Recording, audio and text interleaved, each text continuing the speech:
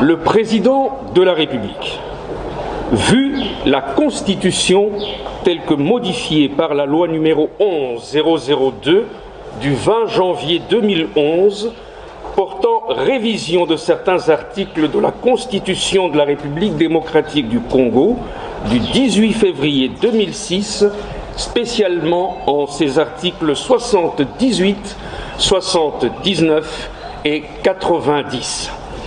Revue l'ordonnance numéro 19-056 du 20 mai 2019 portant nomination d'un Premier ministre. Considérant la nécessité et l'urgence, ordonne. Article 1er. Est nommé Premier ministre, chef du gouvernement, Monsieur Jean-Michel Sama Lukonde Kyenge. Article 2. Sont abrogées toutes les dispositions antérieures contraires à la présente ordonnance qui entre en vigueur à la date de sa signature, faite à Kinshasa le 14 février 2021. Merci. Mesdames et messieurs de la presse, bonsoir. Bonsoir.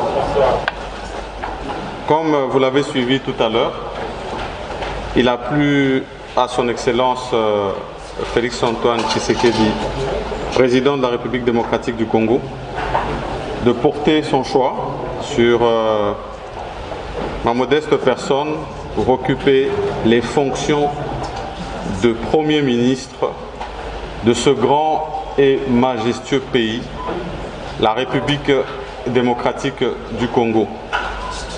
Mes premiers mots sont d'abord des mots de remerciement et de reconnaissance envers son autorité pour ce choix. Ensuite, bien sûr, nous rendons grâce à Dieu parce que c'est lui le maître des temps et des circonstances. Tout à l'heure, son Excellence, Monsieur le Président de la République, a bien voulu nous accorder sa première audience. Nous avons eu un entretien parce que je tenais à avoir sa vision. Vision qui s'inscrit dans l'union de la nation. Et ces mots sont revenus sur les préoccupations. Les préoccupations qu'il a entendues du peuple congolais à travers les consultations qui avaient été données. Ces préoccupations du peuple congolais concernaient principalement la sécurité. Et comme vous le savez, ça va être un des domaines prioritaires, particulièrement à l'est de la République démocratique du Congo et dans le Katanga. Ensuite, comme vous le savez, à côté des questions sécuritaires, nous avons des questions sociales, des questions de développement, des questions de justice pour tous, d'accès à l'enseignement. On est revenu sur la question de la gratuité, comme vous pouvez bien vous l'imaginer, de la question de la santé et l'accessibilité à des soins décents pour tous. Et quand vous regardez toutes ces questions, elles demandent à ce que l'État puisse se doter des moyens de sa politique. Les moyens de sa politique passent par ses recettes, des recettes qu'il va falloir accroître. Et pour cela, ça va demander que nous puissions appliquer avec le gouvernement qui va être formé des pratiques de bonne gouvernance à outrance, de rigueur, de lutte contre les antivaleurs et contre la fraude en général. Nous avons pris l'engagement de répondre à l'appel du chef de l'État dans ces secteurs et nous allons nous mettre au travail dès à présent. Ensuite, comme vous pouvez aussi vous l'imaginer, nous avons parlé des réformes parce que le pays en a besoin dans plusieurs secteurs. Ces réformes, nous allons les mener que ce soit dans le secteur fiscal, que ce soit au niveau de la loi électorale, parce qu'il faut penser aussi à cela, que ce soit au niveau de la digitalisation du pays.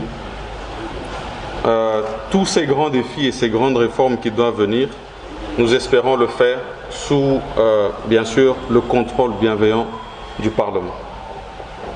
Le gouvernement de l'Union sacrée pour la nation est un gouvernement qui se veut au service du peuple congolais. Et pour cela, nous allons demander à toute la nation, à tout le peuple congolais, de l'accompagner.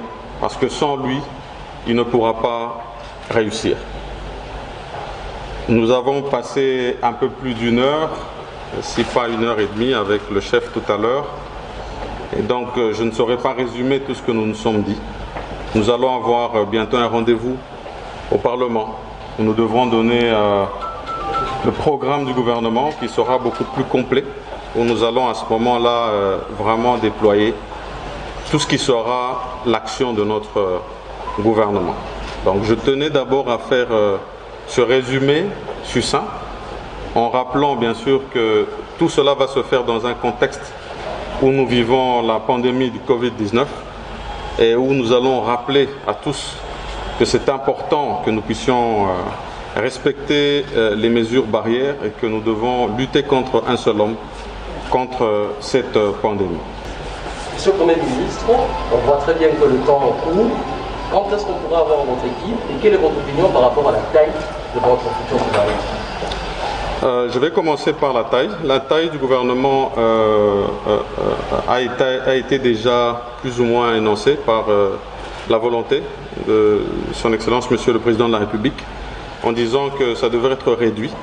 Bien sûr, nous allons revenir avec des chiffres beaucoup plus précis en termes de nombre de ministres et de vice-ministères, mais ça sera certainement moins que la taille du gouvernement actuel. Pour le reste, nous allons nous mettre le plus tôt en contact avec l'informateur qui va nous donner les résultats des travaux qu'il a fait, parce que ça nous donne les forces politiques en présence et ça va nous permettre de discuter avec les différents responsables.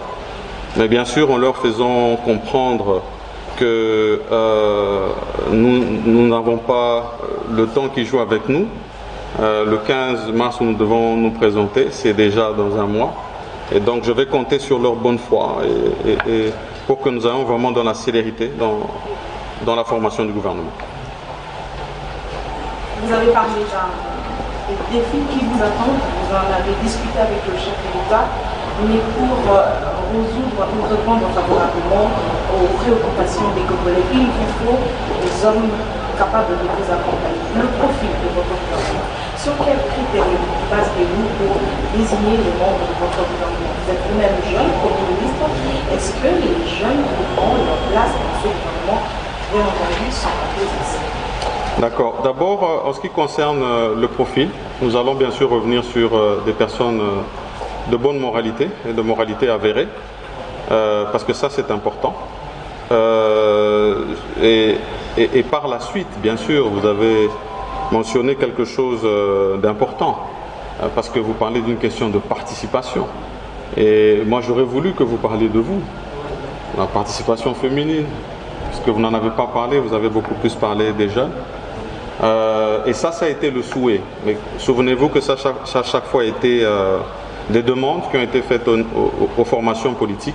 Après, il y a des travaux qui doivent se faire pour voir comment améliorer. Moi, j'espère que cette fois-ci, on pourra démontrer qu'on aura un gouvernement avec une plus grande participation de la jeunesse et une plus grande participation de la femme.